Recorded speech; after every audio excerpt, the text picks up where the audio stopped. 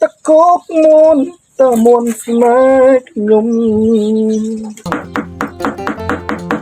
ตัวเอ๋บางโอนี่ตัวเอ๋เดี๋ยวส่วนนี้ก็บ้านเฮาบ้านไงเนี่ย ข้าวปลาหอม จอมฟ้าพอง yes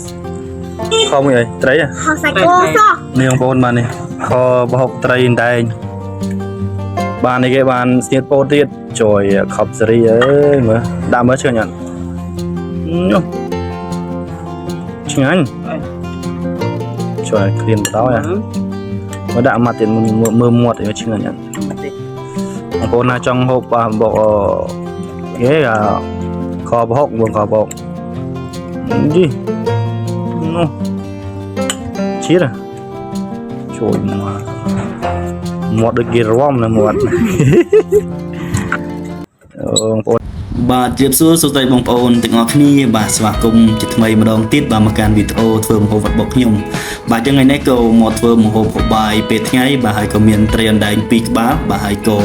ពីអ្នកប្រពន្ធបាទគិតថានឹងធ្វើខប្រហុកតែម្ដងបាទចឹងខប្រហុកគឺខានហូបយូរហើយបងប្អូនបាទចឹងហើយខ្ញុំក៏មានទ្របមានអីដែលយើងបេះមកពីចកាដែរបាទចឹងក៏ធ្វើ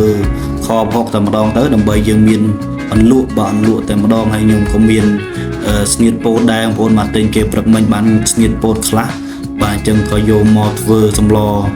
ប្រហុកបាទខប្រហុកនេះចាំមើលហូបជាមួយនឹងអន្លក់បាទរឹបតែឆ្ងាញ់បងប្អូន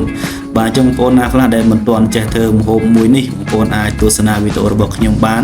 បាទគឺវិធីធ្វើវាមាន2 3របៀបបាទអញ្ចឹងរបៀបខ្ញុំធ្វើនេះគឺមួយរបៀបផ្សេងណាបាទហើយក៏បើសិនបងប្អូនចង់ធ្វើរបៀបផ្សេងមួយទៀតក៏បានដែរបាទប៉ុន្តែខ្ញុំមិនទាន់បានបង្ហាញទេបាទអញ្ចឹងមុនដំបូងគឺយើងកាប់ត្រីបងប្អូនមកកាប់ត្រីអណ្ដែងរបស់យើងឲ្យបានស្អាតទៅហើយយើងមកទៅច្រាំប្រហុកបន្តិចមកហើយជាមួយនឹងរមៀតបាទយើងមិនអាចចូលរមៀតបានទេមុខនេះបាទហើយបន្តមកទៀតគឺយើងមានខ្ទឹមសបាទយើងមានម្ទេសបាទយើងមានអំពិលទុំបាទហើយវិធីនេះគឺយើងដាក់ចូលគ្នាតែម្ដងបាទយើងដាក់ចូលជាមួយនឹងសាច់តែម្ដងណាហើយយើងថែមជាមួយនឹងគ្រឿងក្រៅរបស់យើងទៅបាទគ្រឿងក្រៅមានប៊ីចេងស្ករបាទស្ករថ្ងៃនេះគឺពួកខ្ញុំគេប្រើជាមួយនឹងស្ករត្នោត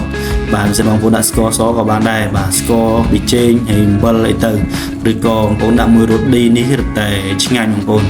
បាទហើយមិនពិបាកទេបងប្អូនយើងដាក់គ្រឿងចូលគ្នាបែបហ្នឹងទាំងអស់ទៅខ្ទឹមសខ្ទឹមអីណាបាទយើងដាក់ចូលបែបហ្នឹងទៅហើយយើងច្បល់វាឲ្យវាសព្វគ្រឿងឲ្យវាចូលជាតិមកសន្ទុះថាជា5នាទីអីទៅបាទដើម្បីឲ្យវាចូលជាតិសិនណាបាទហើយបន្តមកទៀតគឺយើងយកទៅដាក់លើភ្លើងទៅជាការស្រេចហើយបាទហើយយើងរងាស់វាឲ្យវាដាច់ទឹកមួយទឹកពីរទឹកណាបងប្អូនបាទអញ្ចឹងគឺរសជាតិបាទគឺអែមតែម្ដងបាទហើយវិធីនេះគឺធ្វើងាយបងប្អូនងាយលឿនប៉ុន្តែនិយាយពីការហូបវិញបាទគឺខ្ញុំហូបអស់ដល់2 3ចានបងប្អូនបាទចូលចិត្តហូបមួយហ្នឹងណាបាទអ្នកខ្លះគេថាម្ហូបខ្មែរយើងមិនឆ្ងាញ់ម្ហូបខ្មែរយើងអន់អីចឹងទៅគឺគេគ្រប់ត្រូលតែម្ហូបខាងស្រុកគេបងប្អូនបាទស្រុកថៃស្រុកអីចឹងទៅបាទប៉ុន្តែបច្ចុប្បន្ននេះគឺយើងមិនទេបងប្អូនបាទគឺម្ហូបខ្មែរយើងនេះគឺដាប់ហើយបងប្អូនបាទហើយជាពិសេសគឺម្ហូបស្រុកស្រែបែបនេះទៀតបាទរឹតតែឆ្ងាញ់បងប្អូនហើយបងប្អូនណាខ្លះទៀតដែលបងប្អូនបានហូប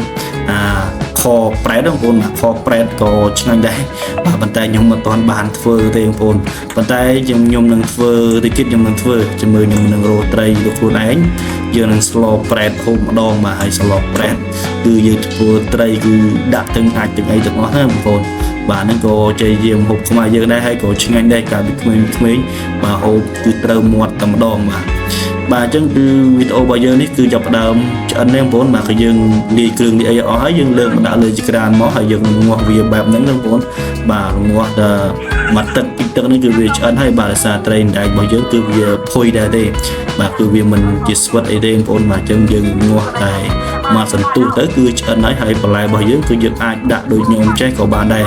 បាទបើមិនបងប្អូនមិនដាក់ទេបងប្អូនទុកជ្រលក់ខាងក្រៅក៏ត្រូវដែរប៉ុន្តែខ្ញុំដាក់ចូលតែម្ដងបាទហើយនៅខាងក្រៅយើងទុកឲ្យស្នៀតពោតបាទទុកហូបនៅខាងក្រៅណាបាទប៉ុន្តែមកក្នុងចន្លោះខ្ញុំដាក់ជាមួយនឹងពេញត្រប់របស់យើងដាក់ចូលក្នុងតែម្ដងបាទជាមួយឲ្យវារលួយណាបាទយើងដាក់ចឹងក៏បានដែរបាទជាវិធីធ្វើគឺមានច្រើនរបៀបបាទខ្ញុំបញ្ជាក់ពីខាងដើមវីដេអូចឹងបងប្អូនបាទហើយក៏ខ្ញុំក៏មិនជាអ្នកជំនាញទេបងប្អូនបាទគ្រាន់តែយើងធ្វើហូបលក្ខណៈគ្រួសារហើយឃើញថា ai là tôi vô ban mà chính anh chân nhiều chân bậc hai một ổn ở tôi sân này video mới đi và thầy dân bóng ôn trẻ phơi đấy các bạn comment trong video được bọc nhom bán và đồng bày nhom xoay to bọc ôn còn về và thầy video đấy và nhà chỉ sẽ đọc bóng ôn nhẹ đài lúc nơi mà thà đang sọc mai đấy và nơi na có nhà chun được ngọc nỉ và hạt khai tròn bọc nhom phần đấy từ ban tay mà một ngày bóng ôn từ biên đẹp phần nắng hay xem chặt rồi xa vào giới từ miền